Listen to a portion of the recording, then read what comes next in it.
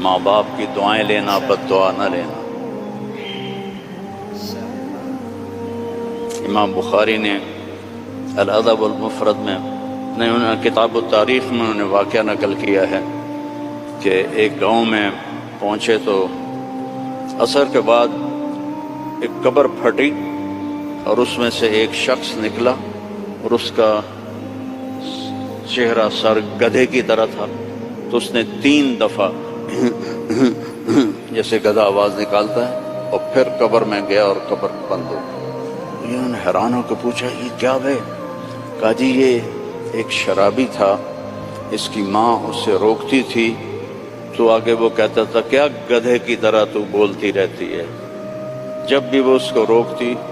تو وہ کہتا کیا گدھے کی طرح بولتی رہتی ہے۔ تو